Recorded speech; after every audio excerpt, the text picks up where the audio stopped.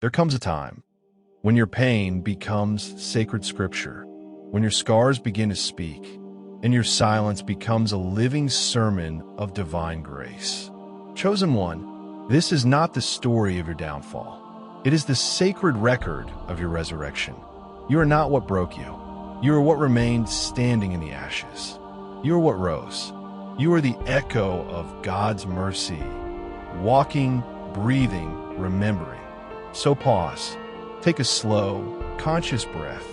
Feel the ground beneath you. Notice how life still holds you, even after all that left, even after all that shattered. Because the truth is, you were never forsaken. You were being refined. There's a hidden reason for why everything fell apart, why they left, why you had to walk alone through the wilderness of your mind. God needed your silence. He needed your emptiness, because in the noise of the world, you could not hear his whisper. And so he stripped you of everything familiar, so he could speak directly to your soul. Chosen one, you were never rejected. You were redirected into divine refinement. Every closed door was a portal to grace. Every heartbreak, a cleansing fire. Every lonely night, an altar where heaven bent low to remake you. It had to all fall away, so that what remains could finally reflect the image of God within you. You see, the journey was never about perfection. It was about purification. Your overthinking, your self-doubt, your constant battle with the ego, none of it disqualified you. It prepared you, because grace doesn't need you to be flawless. It needs you to be surrendered. And so, through the tears, through the confusion, through the breaking, God was whispering, "Let go, so that I may move through you." When a mind breaks open, the soul begins to speak. And that voice you've been hearing in your silence, that quiet knowing that keeps guiding you forward, that's not intuition. That's grace remembering its way home through you. Chosen one, you are not ordinary. You were sent as a reflection, a reminder to those who have forgotten the divine within them. That's why your life has been intense, why your lessons have been sacred fires, because your existence is not meant to be comfortable. It's meant to be transformational. You are not here just to survive life. You are here to embody light, to show that even after being shattered, one can still shine. You are the living testimony of God's grace, the walking proof that heaven never left earth. It simply chose you as its mirror. Close your eyes for a moment. Breathe in. Now exhale slowly. Feel the weight of your story not as burden, but as blessing. Every chapter that hurt you has now become holy ground. Every mistake you thought ruined you was actually a doorway into divine humility. This is your redemption arc, and it's not just a story for you. It's a map for those still wandering in the dark. You are the evidence that God restores. You are the living scripture of mercy. You are the continuation of a love that refuses to let you go. After the fall came the silence. After the silence came the whisper. And after the whisper came the awakening. This is where your journey begins. Not at the top of the mountain, but at the bottom of your surrender. From this point forward, you walk no longer as a seeker, but as a vessel. No longer as the broken, but as the reborn. You are the living testimony of God's grace, the chosen one's resurrection. And the world, whether it knows it or not, has been waiting for your light. And so, the story begins where most stories end, in the ruin, in the collapse, in the moment everything you thought you were disintegrates. Because grace always begins in the undoing, and resurrection always starts with a fall. Chapter 1. The Fall and the Forgetting.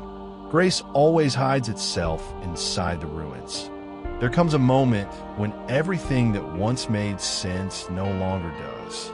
The world that once felt solid begins to dissolve like mist at sunrise. People change, plans collapse, dreams lose color, and the foundation you once called self begins to tremble. Chosen one, do you remember that moment? The silence that followed the chaos? The heaviness in your chest that felt like the end of everything, that was not the end. It was the beginning of remembrance. Because every chosen one must first forget. Forget who they thought they were. Forget what they thought they needed. Forget even the God they imagined, so that the real can finally be revealed. God's grace doesn't enter through strength. It enters through surrender. And so, He allowed the illusion of control to shatter, not to punish you, but to free you. He broke the identity you had built from fear, so that the soul He created in love could finally emerge. The mind's prison. In the aftermath of the fall, the mind tries to rebuild. It clings to logic, to memory, to the need to understand. It whispers, "Why me?" It shouts, "What did I do wrong?" And so the chosen one enters the wilderness of overthinking. That silent war between spirit and ego. The ego says, "I must fix this." The spirit whispers, "Be still." But stillness feels like defeat when you don't trust the divine. And so you fight, you push, you analyze, you spiral, until one day, exhaustion itself becomes grace. Because when the mind finally grows tired of fighting, the heart begins to hear again. That's when God moves. Not when you're busy, but when you're empty enough to listen. Chosen one, do you recall how lonely it felt when God seemed far? The prayers that went unanswered. The silence that felt like rejection. The nights you asked, "Where are you?" But in truth, He never left. You just couldn't hear Him over the noise of your fear. Sometimes grace disguises itself as absence. Sometimes love hides behind stillness. God steps back, not because He is gone, but because He wants you to seek, not from the world, but from within. He allows you to walk through shadows, so that you can learn that His light was never outside you, that His voice was always the one whispering beneath your thoughts. The forgetting was never abandonment. It was initiation. The purpose of the fall. The fall is sacred, though the mind cannot see it. It strips you of false power. It humbles you before the unseen. It makes you question everything, so that when truth returns, you never take it for granted again. God cannot pour new wine into an old vessel, so He lets it crack. He lets life stretch you until the old container breaks. Chosen one, you thought you were losing everything, but you were losing only what was never truly yours. Grace had to dismantle your illusions to prepare you for divine alignment, because a vessel full of self cannot carry heaven. The silence between worlds. There comes a point in every chosen one's journey where words stop working. Prayers feel empty. Music doesn't soothe. Even your reflection looks unfamiliar. This is the void, the sacred silence before resurrection. It is not death. It is gestation. It is the soil holding the seed of your new becoming. If you listen closely, beneath the emptiness you can feel a pulse. That pulse is grace, slowly awakening you, softly teaching you to rest in what you cannot yet see. Close your eyes now. Take a slow breath. Exhale all expectations. The silence you fear is actually God rearranging your inner world. He is not far. He is forming something new. Even in the chaos, grace was guiding every step. That moment you thought was coincidence was protection. That delay that broke your patience was divine timing. That person who walked away was an angel disguised as rejection. Chosen one, every twist, every tear, every closed door was perfectly aligned with your ascension. Grace was never late. Grace was teaching you to trust what cannot be seen. Because one day, when you rise again, you will look back and see that even your breaking was choreography, that even your mistakes were medicine, that even your fall was part of the resurrection plan. The softening. At first, you resist. You want answers. You want closure. You want to understand why it had to happen this way. But over time, something shifts. The fight begins to fade. The edges of your pain soften. You start to realize you don't need to understand it all to trust it. You don't need to fix it to find peace. You just need to let go. And in that letting go, you begin to taste grace. It doesn't rush in like a storm. It moves like dawn, quiet, patient, golden. You start to see beauty in the breaking. You start to find peace in what once brought pain. And that is the sign. The resurrection has already begun. Chosen one, the fall was not your failure. It was your calling. You had to descend into yourself to find the divine hidden there. You had to lose your way so that you could discover the one who walks with you through every shadow. The forgetting was a gift, because only through forgetting can you truly remember. And now, in the stillness of your surrender, the whisper returns. It says, "You are not what happened to you. You are what God is doing through you." This is the beginning of resurrection. This is grace unfolding in human form. This is you, the living testimony of God's love, awakening from the ashes. Chapter 2, the refinement of the soul. Grace doesn't destroy you. It refines you into what you were meant to be. Chosen one, after the fall comes the fire, not to burn you, but to purify you. The soul cannot awaken without friction. The light cannot be born without heat. So grace turns your suffering into a furnace, not of punishment, but of preparation. You see, every divine vessel must be forged, and forging requires flame. The pain you felt was not cruelty, it was consecration. God was not against you, He was with you, removing what was not meant to remain. The ego screams, "Why me?" But the Spirit whispers, "Through me," because grace never destroys what is real. It only removes what is false. And when everything false begins to fall away, it hurts, because you had learned to love your chains. You had mistaken your limitations for safety. You had built a home inside the familiar pain. But God, in His mercy, said no more. And so, He lit the fire, not to end you, but to free you. The alchemy of suffering. Everything that ever wounded you, every betrayal, every loss, every dark night, was grace in disguise, turning your pain into wisdom, your grief into gold. Chosen one, the universe doesn't waste pain. God doesn't allow wounds without purpose. Suffering is not the opposite of grace. It is the classroom of grace. When the ego breaks open, something sacred seeps through, something tender, something eternal. That's the moment you begin to feel again. The mind cannot understand it, but the heart recognizes it instantly, because pain reveals the soul's deepest truth, that you were never meant to live apart from love. Grace turns the bitter into beautiful, the dark into divine, the broken into blessed. It is not the suffering itself that saves you. It is what the suffering awakens in you. When control dies, trust is born. In the beginning, you try to control everything. The timing, the outcome, the people, even your healing. But control is the ego's way of resisting grace. Because grace doesn't operate through force. It moves through trust. So God, in infinite wisdom, allowed everything to escape your grip. He let your plans collapse. He let your certainties crumble, until all that was left was surrender. Chosen one, this was never meant to break you. It was meant to unburden you. Because only when you lose control do you realize you were never in control to begin with.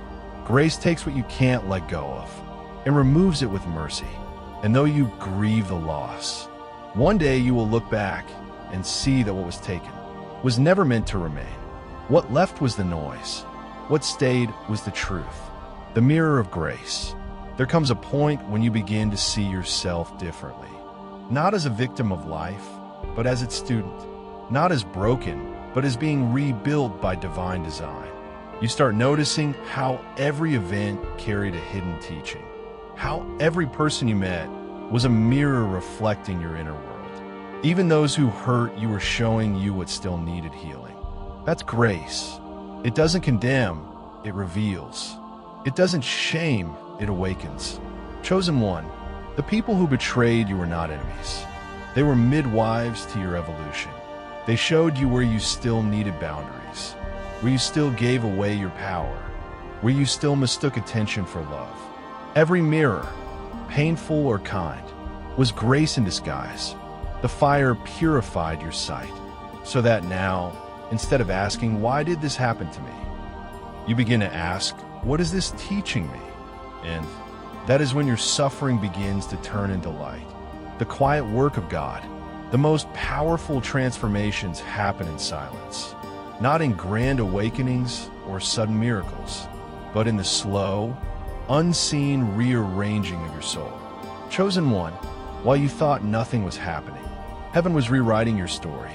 God was softening your heart, rewiring your patterns, teaching you how to live from peace instead of survival.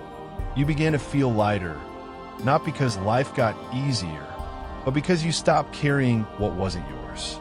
That's grace. It doesn't rush. It unfolds in divine timing. And so, even when you felt forgotten, you were being formed. Even when you felt lost, you were being led. Even when you thought it was over, grace was beginning again. The humbling. There's something holy about humility. When pride breaks, wisdom enters. When certainty fades, wonder awakens. Chosen one, you were never meant to know everything. You were meant to trust the one who does. The refinement humbled you. It stripped you of arrogance. It silenced the need to be right. And it opened your heart to compassion. You learned to forgive, not because they deserved it, but because you deserved peace. You learned that love is not weakness. It's strength in its purest form. And through this softening, you began to carry heaven's gentleness within you. That's what grace does. It makes you strong enough to remain kind. The surrender. At last, you stop fighting the process. You stop trying to escape what is meant to heal you. You let the fire burn away the old self. You surrender to the rhythm of grace. And in that surrender, you find a peace that no circumstance can touch. Chosen one, the refining fire didn't destroy you. It revealed you. It burned away everything that wasn't truth. And what remains now is pure light. The ego bows. The soul rises. The heart opens. Grace flows. You realize that your journey was never a punishment. It was purification, a divine alchemy, turning your humanity into holiness. Look back now. Can you see it? How every pain was a teacher. How every fall carried the seed of flight. Chosen one, you are not who you were before the fire. You are lighter, softer, wiser, freer. You have learned the sacred art of surrender. And that surrender is not weakness. It is the highest form of strength. Grace lives in you now, not as an idea, but as a state of being. You move slower. You love deeper. You see clearer. This is the refinement of the soul, the stage between your fall and your resurrection, the place where heaven reshapes you into the vessel you were always meant to be. Chapter 3, the awakening of the chosen one. When the soul remembers, even silence becomes a sermon. After the fire, there is quiet. After the refining, there is stillness. Chosen one, do you feel it? That subtle pulse beneath your pain? That quiet rhythm guiding you when logic no longer can? That is grace. At first, it comes softly, like a whisper through the ashes, like a gentle warmth in the cold night of the soul. It says, you are not what you lost. You are what is being reborn. You begin to notice small signs. A song, a number, a breeze that feels like an embrace. Words from a stranger that echo what your heart has longed to hear. These are not coincidences. They're divine breadcrumbs. They're the language of remembrance. The awakening does not arrive with noise. It comes as awareness, a sudden knowing that you are not alone, that you never were. Grace begins to reintroduce you to yourself, and what you find feels ancient, eternal, familiar. You begin to remember. You are never just human trying to find God. You are spirit learning to walk as human. The voice of grace. In awakening, the dialogue changes. You stop speaking to God as if he is somewhere far away, and you begin to hear him speaking through you. It begins in subtle ways. A nudge to pause before reacting. A whisper that says, "Let go," when fear grips you. A knowing that pulls you toward peace instead of chaos. Chosen one, that voice is not imagination. It is your Father's breath moving through your soul. The ego says it's just me, but grace says it's us. Because when you awaken, you realize that prayer was never a conversation between two. It was always communion with one. You start noticing that the answers you once sought outside were always waiting in the quiet center of your being. God does not shout. He whispers, because he is no longer trying to reach you from the sky. He is trying to rise within you. Signs from heaven. The more you listen, the louder grace becomes. The more you surrender, the clearer the signs appear. Numbers, patterns, timing, synchronicities. Grace begins to dance through everything ordinary, turning the mundane into messages. Chosen one, you're being guided. The unseen is speaking in symbols. Every encounter, every delay, every intuition, it all carries divine design. The awakening teaches you to stop asking for miracles and start recognizing that you're living inside one. The sky, the breath, the silence between heartbeats, they all reveal the same truth. God never left. You simply forgot how to see, and now your sight is being restored.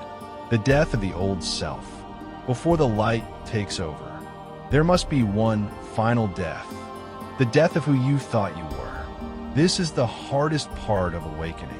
You begin to feel disconnected from your old life, from people who once felt close, from desires that once defined you. It's not rejection, it's rebirth. The frequencies no longer match. You are shedding the old vibrations of survival to rise into the energy of grace. Chosen one, this death is sacred. Don't cling to the ashes. They no longer hold your name. Grace cannot resurrect you if you refuse to release what has expired. So let it fall away. The masks, the striving, the false strength. Let the soul take its rightful place. In that death, you will find the deepest peace you've ever known. Because when there is nothing left to protect, there is finally everything left to become. The divine mirror. As your awareness deepens, you begin to see God everywhere. In a stranger's smile, in the pain of another, in the reflection staring back at you. Grace starts to show you. Everything outside you is mirroring what's within. When you see anger, you heal it inside. When you see love, you nurture it inside. When you see confusion, you bring light inside. This is awakening, to realize that creation is not happening to you, is happening through you. Chosen one, you're not walking in the world. You are walking as the world. You are the consciousness through which heaven experiences itself. That is why you feel so deeply. That is why you sense so much. Because you are not here to fit in. You are here to awaken the reflection of God in others. The reconnection, and then it happens. The separation fades. The silence feels full. The heart becomes light again. You begin to live from a deeper rhythm, no longer driven by fear, but moved by trust. You feel guided in ways you can't explain. A peace that surpasses logic. A knowing that calms every storm. That is grace living in you. That is heaven walking through your steps. The chosen one is no longer searching for God. The chosen one is being moved by God. You walk with awareness. You speak with compassion. You breathe with reverence. And everywhere you go, The divine leaves a trace of light behind. The remembering. You begin to remember things you never learned. Truths that feel ancient yet familiar. You realize grace has always been teaching through everything. Every heartbreak, every season, every silence. The veil lifts, and you remember, you were never separated from God. You were simply dreaming of separation. Awakening is not about becoming something new. It is about remembering what you have always been. Chosen one, you are the living presence of the divine, the reflection of grace in human form, the remembrance of heaven disguised as a human journey. You begin to smile again, not because life is perfect, but because you see perfection within life itself. Close your eyes for a moment. Take a breath. Notice the stillness that holds you right now. That stillness is God. That awareness is grace. That presence is home. You're no longer lost. You're no longer striving. You are awakening to what has always been true. I'm the breath of God remembering itself. I'm the chosen one, rising in grace. This is the awakening, the dawn after the dark night, the first light after the long silence, the return of the divine within. The chosen one is awakening, and the world begins to shift because of your light. Chapter 4, the living testimony. You're no longer telling the story of your pain. You are the proof of his power. There comes a moment when the chosen one stops explaining their transformation, because now they are the transformation. You begin to notice. Your presence heals without effort. Your words carry weight without trying. Your silence speaks volumes. It's not that life became easier. It's that you became eternal.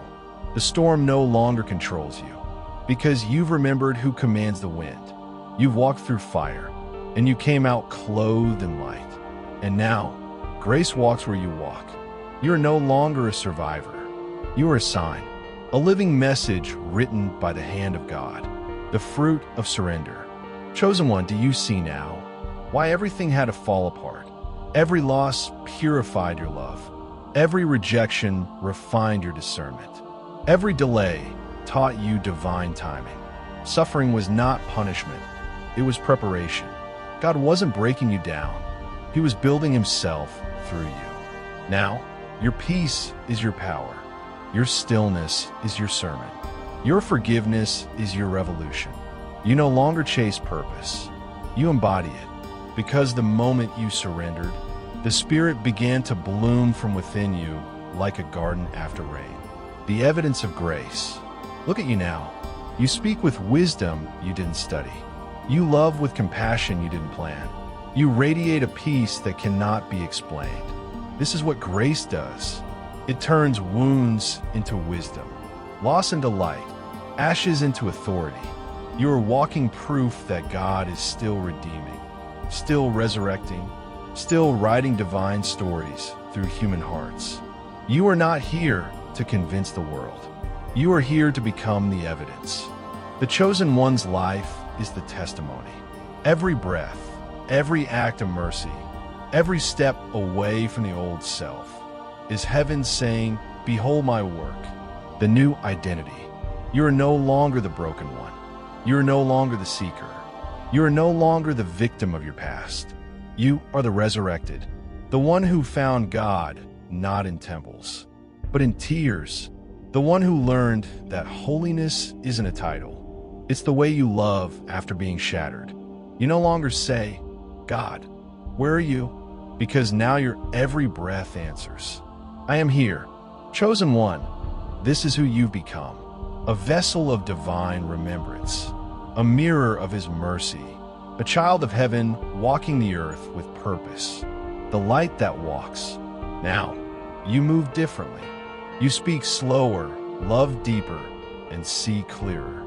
You carry a certain quiet authority, not born from pride, but presence. People feel something when you walk in. They can't name it, but their spirit recognizes it. It's the aroma of grace. It's the vibration of heaven. It's the frequency of one who has died and risen again. You don't need to preach loudly anymore. Your being preaches for you. Every step you take is an echo of God saying, "My light still walks among men." The return of power. Grace doesn't just heal you. It reclaims what darkness once took. The chosen one begins to remember their authority. The divine power of choice, of creation, of command. You realize the kingdom was never outside you. It was buried beneath your fear. And now that fear is gone, the kingdom rises within. You begin to move as co-creator with God, not to force outcomes, but to align heaven's will through your will. Your words begin to manifest.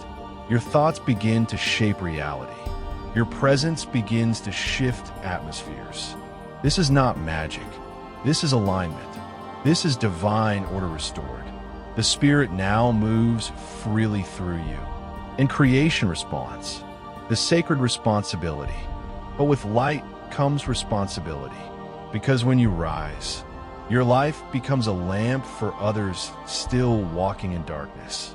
Chosen one, you are not here to prove you are special.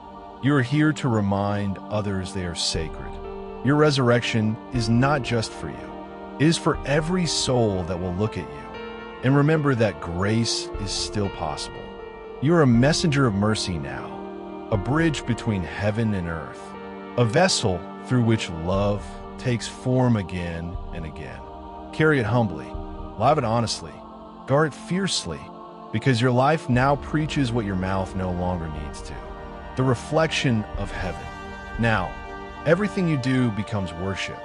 Your work becomes prayer. Your silence becomes praise. Your breath becomes testimony. You no longer visit God. You embody Him. When people look into your eyes, they see something eternal staring back. It is not pride. It is presence. It is grace wearing your face. This is what resurrection looks like. Not walking out of the tomb, but walking through the world as proof that death has no power. You're the living testimony, the walking reminder that grace wins. The return home. And now, the chosen one walks back into life, but never as before. The noise of the world no longer controls you. The opinions no longer sway you. The wounds no longer define you, because you have seen heaven within. You have heard God in silence. You have tasted peace beyond understanding. You no longer chase destiny. You walk in it. You no longer seek miracles. You are one. And when people ask, "How did you survive?" you smile and say, "I didn't. I was resurrected." The living testament. You are the story of redemption written in flesh. You are what happens when grace refuses to give up. You are the living proof that divine love conquers every death. Heaven rejoices through your heartbeat now, and the world begins to awaken through your light. Remember this truth, chosen one. You were not saved to escape the world. You were saved to illuminate it. Your life is now a sermon of divine remembrance. Every act of kindness, every word of truth, every step of faith, a continuation of God's testimony through you. You are not the same. You are the evidence. You are the living testimony of God's grace. The chosen one's resurrection is not the end of the story. It is the beginning of a new creation. When you walk now, heaven walks. When you love now, God loves. When you speak now, truth awakens. You are the bridge between what was lost and what is eternal. You are the proof that God never abandons His own. You are the light He left behind to remind the world. That love always wins, and that chosen one is the resurrection. Chapter 5. The Divine Alignment. When your will becomes His will, everything begins to move with you. There is a moment, chosen one, when you realize that nothing in your life is random. Not the heartbreak, not the delay, not even the silence. Everything was choreography, divine, deliberate, and drenched in grace. The wind that once scattered you was the same breath aligning you. The hands that tore you apart were the same hands preparing you for precision. You were never out of rhythm. You were being tuned to the heartbeat of heaven. Now, when you move, the universe moves with you. You've entered the divine dance. The rhythm is not external, it's within. Grace has become your gravity, and peace, your new pulse. The power of still alignment. When you stop fighting life, life stops fighting you. Chosen one, this is the secret. Grace flows where resistance ends. You no longer wrestle with what should or shouldn't be. You trust. You release. You allow. For years, you've thought surrender meant weakness. Now you see, surrender is mastery. It is not giving up control. It is returning control to the one who always had it. You don't chase anymore, you align. You don't force, you flow. You don't pray for things. You become the frequency that attracts them. This is divine alignment, the state where every thought, word, and breath moves in rhythm with heaven's intention, the mirror of reality. Life is no longer happening to you, it is happening through you. You've realized that every person you meet is a reflection of your inner world. Every circumstance, a message. Every obstacle, a mirror. The external world has become a sacred classroom, teaching you the language of God's order. When your inner world changes, so does your outer reality. The chaos that once surrounded you was only mirroring the storm within. But now that you've found stillness, the world around you begins to soften.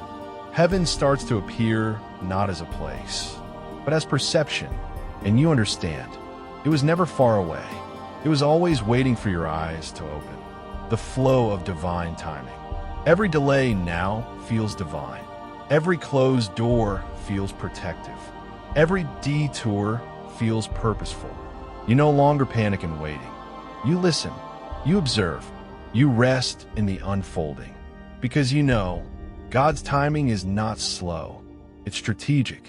He doesn't delay your destiny. He prepares your being to carry it. Chosen one, you are not behind schedule. You are perfectly on time, divinely aligned with what your spirit can now sustain. Every moment you thought you were waiting, heaven was weaving.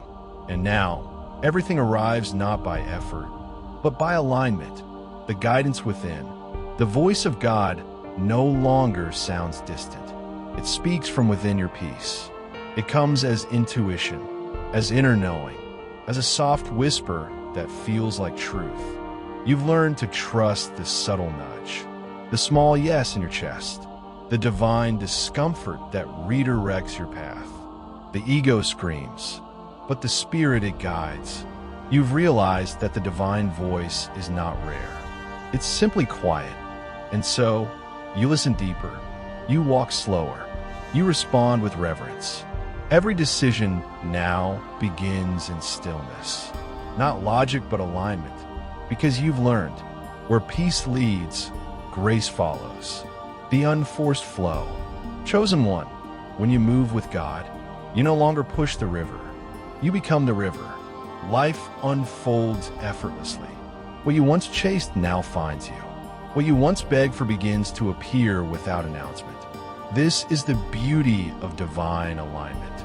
It makes the supernatural feel natural. Opportunities open not because you strategize, but because you harmonize. Your energy becomes prayer. Your silence becomes instruction. Your trust becomes manifestation. And every time you let go of fear, heaven flows in, the alignment of relationships.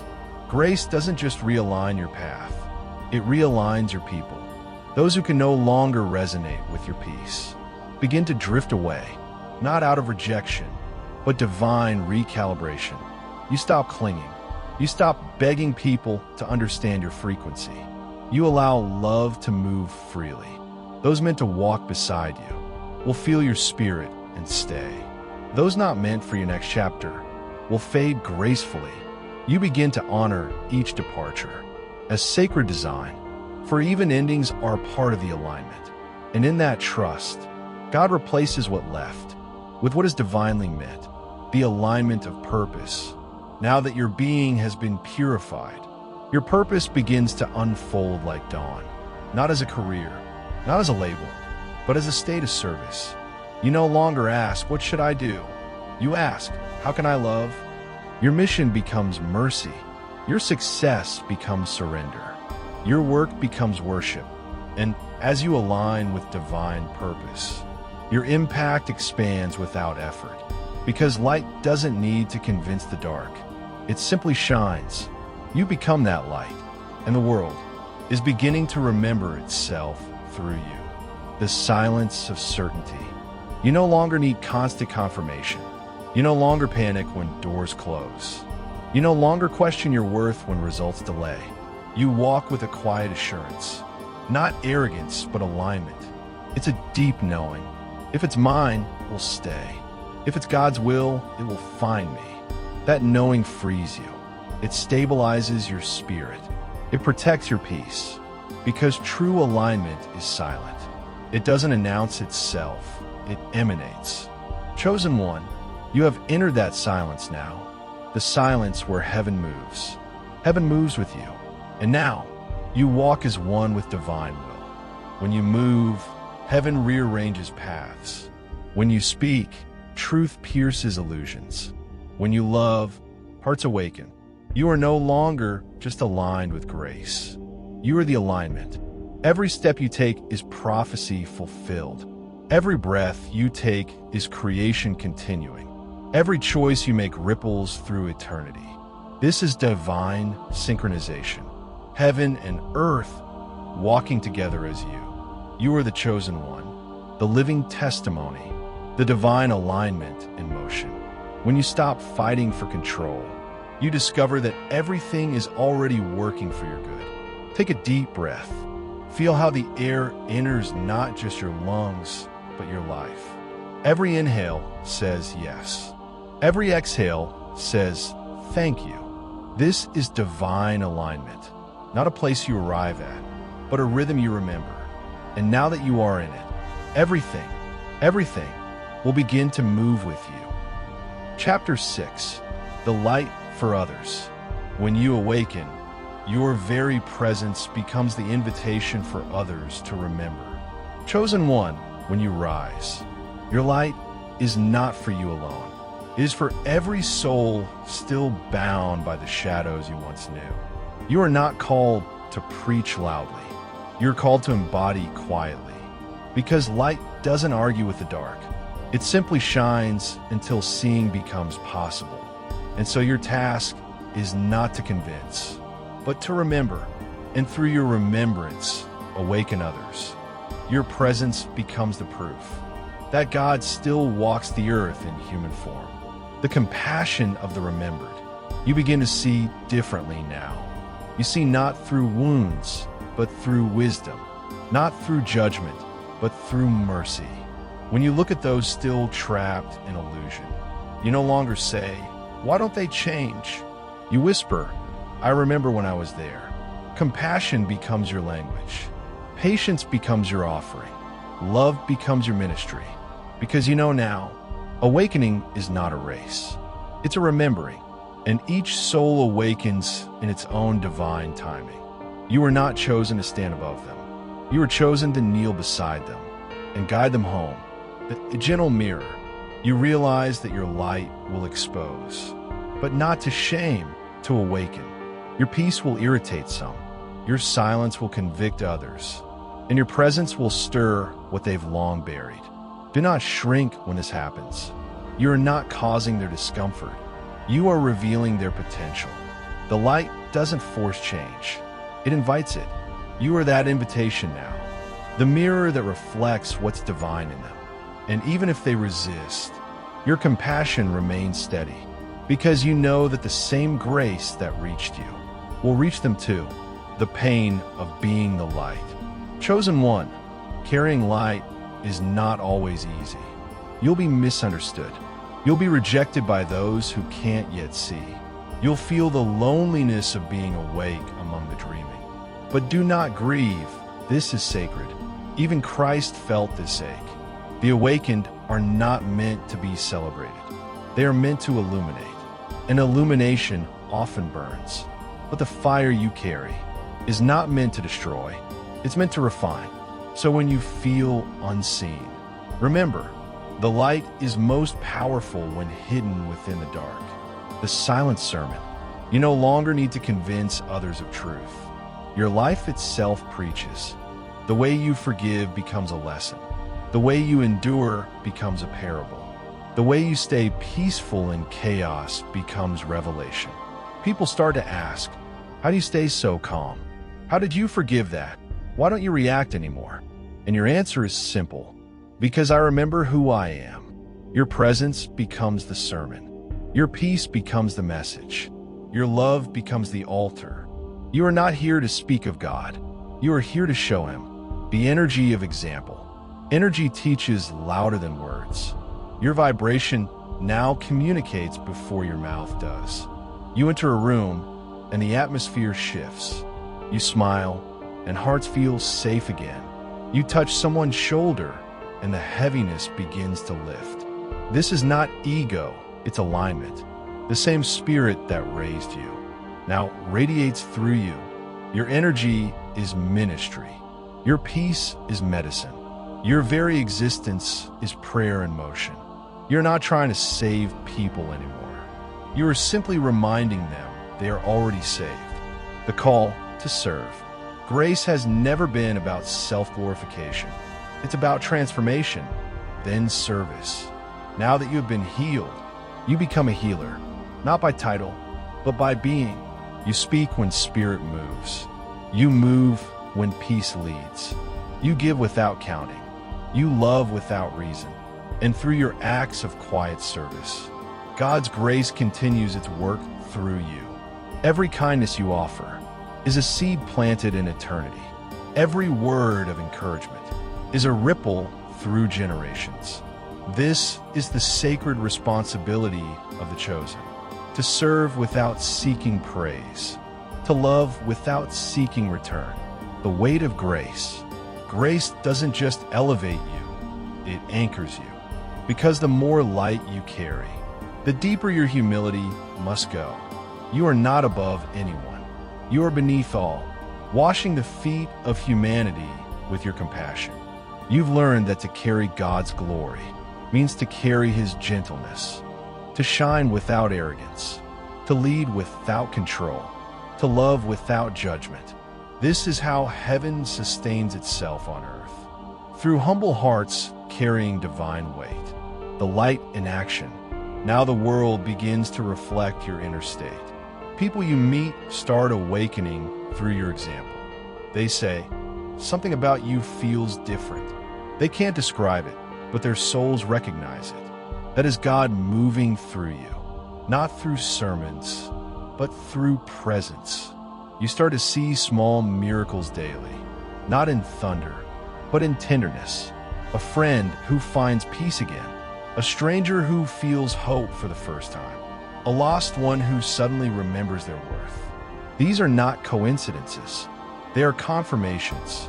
Heaven works through the awakened. And now, heaven is working through you. The lamp and the path. You've become what the world needs. A lamp on the path. You're not trying to lead. You're simply being light.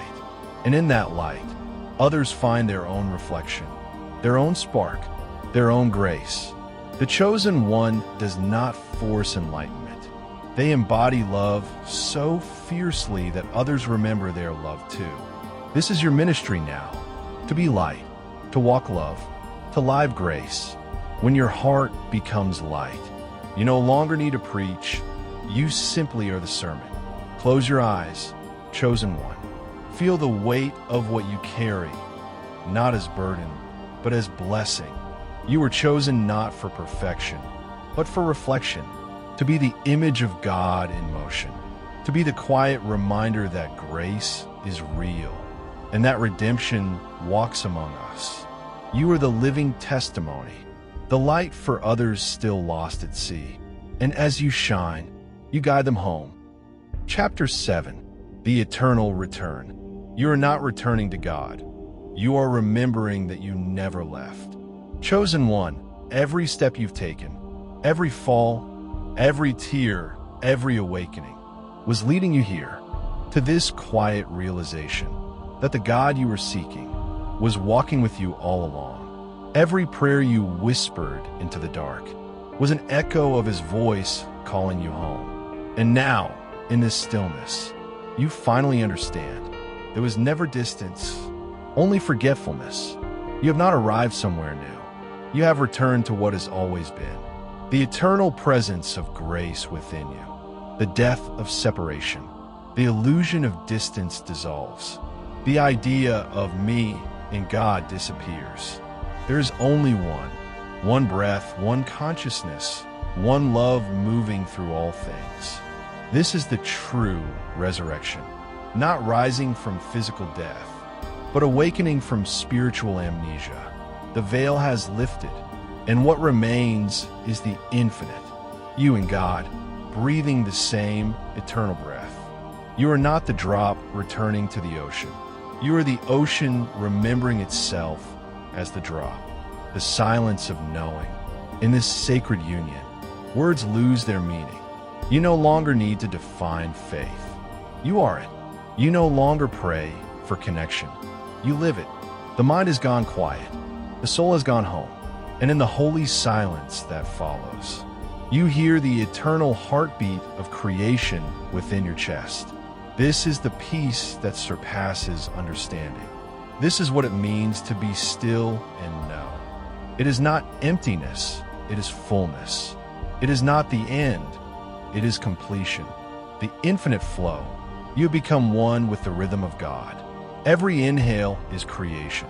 Every exhale is surrender.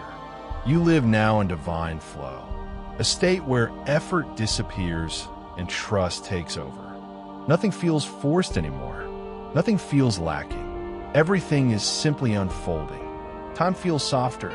Moments stretch into eternity. You realize that the eternal is not later. It's now. And as you rest in this now, you begin to see life not as a journey forward, but as a circle of love, ever expanding, never ending. The awareness beyond identity. The chosen one now sees, I is not the self you once believed it to be. You're not your story. You are not your pain. You are not even your name. You're the awareness watching it all unfold. The light behind the eyes. The eternal witness of the dance of form. And in that awareness, you realize that even the idea of being the chosen one was only a symbol, a doorway through which your human mind could approach the infinite. Now you are beyond roles, beyond titles, beyond needing to be anything at all. You are simply, eternally, gloriously, I am. The return to simplicity. After awakening comes simplicity. After enlightenment comes embodiment. You start to love ordinary moments again. The sound of rain, the taste of water, the laughter of children, the stillness of night. You no longer need cosmic signs to feel divine presence. You find God in the smallest details, because you now know He never left. He was in the breath, in the heartbeat, in the waiting, in the silence. And now, you carry that awareness into everything. Every act becomes sacred. Every breath becomes prayer. Every moment, heaven. The return is light. You return to the world, but not as you were. You return as light wearing human form. You smile more easily. You forgive more quickly. You listen more deeply. You no longer seek recognition. You seek resonance. You no longer strive for meaning. You are meaning in motion. People may not understand you, but they will feel peace around you because you carry heaven quietly in your heart now. You're home everywhere you go. The eternal witness. You watch life unfold. Its joys, its sorrows, its beauty, its impermanence. And you no longer cling. You see everything as energy, as the divine play of love expressing itself in infinite forms. Even pain now looks different. You see its hidden mercy. You see how it softens hearts, how it draws people inward, how it refines the soul. You no longer resist the cycles. You honor them. You've become the calm witness, fully present, fully surrendered, fully free. The eternal testimony. Chosen one, this is the completion of your becoming. Your life now is the testimony. Every breath you take is a hymn. Every choice you make echoes eternity. You're no longer seeking God's grace. You're living proof of it. Heaven speaks through your smile. Mercy breathes through your kindness. Divine intelligence moves through your simplicity. Your existence itself preaches. Look what God can do with a surrendered soul. The return home. And now, you return not to a place, but to presence. Back to the quiet awareness that holds all things. Back to the heart of God, which was never outside you. The chosen one has completed the cycle. From chaos to clarity. From seeking to surrender. From self to source. And as the story closes, there is no grand ending, only peace. The kind of peace that says, it was all Him. It was always Him. Close your eyes. Inhale deeply. Feel the rhythm of your breath. This is the same breath that moves galaxies. Exhale slowly. Feel how eternity flows through you without end. You are not waiting for heaven. You are living it. You are not reaching for grace. You are embodying it.